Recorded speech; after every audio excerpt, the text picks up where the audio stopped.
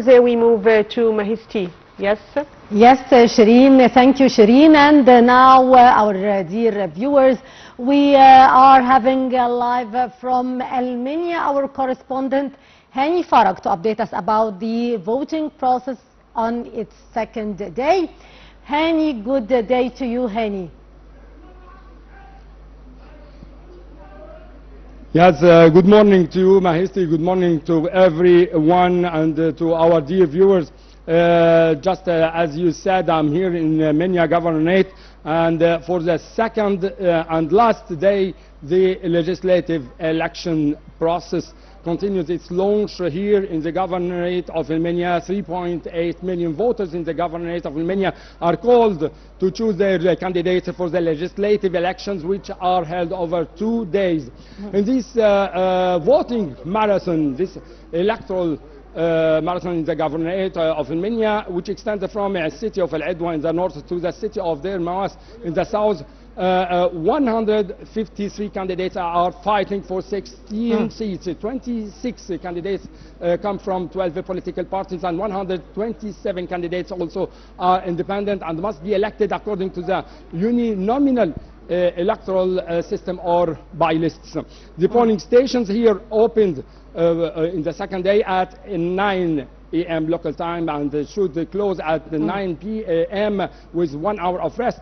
In fact, what is remarkable in this electoral process since the early morning hours, it is the presence and the massive influx of men and women voters to the polling stations, especially in the villages. The voters are very, very enthusiastic to support their candidates, especially in the rural regions. They organized marches with traditional Saidi music, traditional music from Upper Egypt, accompanied by the flag of political parties of these candidates and the cries of support for the candidates. But this represents a kind of violation of electoral silence, which obliged police officers to intervene. The police officers here always try to organize the influx of villagers so that they can ensure to them a smooth and easy electoral process. They are trying also to intervene and any time to remove any obstacles or eliminate even any dispute between the voters who are really enthusiastic.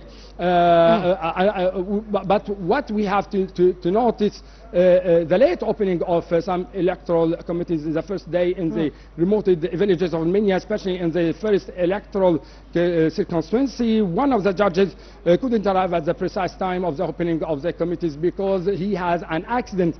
Even that, we are observing a massive presence of voters in the electoral committees in the villages of Menya Governorate. There is also a keenness from governorate institutions and the Supreme Elections Authority not to place electoral committees on the upper floors, and therefore the committees are placed on the ground floor so that everyone can cast their votes and exercise their constitutional rights, especially on the part of the elderly and the people with special needs. There are also umbrellas in front of polling stations to protect the voters from the heat, sun and rain. Let me also say that security measures are well established on the ground to guarantee a calm and a peaceful voting process. That the police are supervising the security of this electoral process. Medical team and the ambulances are here in order to ensure the safety of the voters. Although there is really a hot electoral competition in some constituency, but all governorate institutions stand at the same distance from all the candidates. There is a development also in the digital system of parliamentary elections, this time made by the National Election Authority in order to raise the awareness and the education of the voters.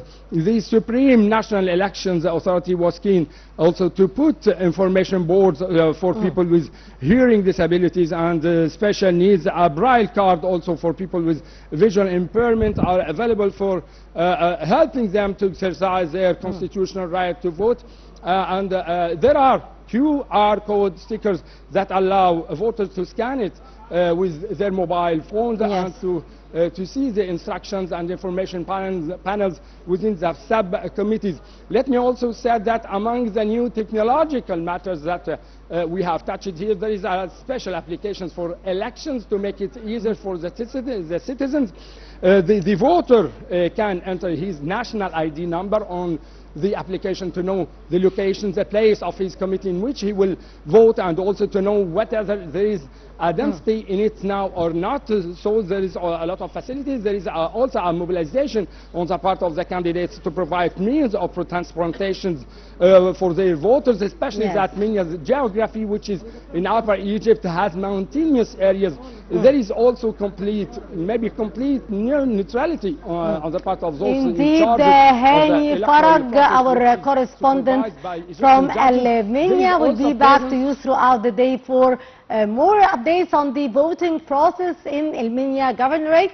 And indeed, our dear viewers, continuing our special coverage for Egypt's House of Representatives elections 2025 in its second day. And indeed, back to my dear colleague Shireen. Yes.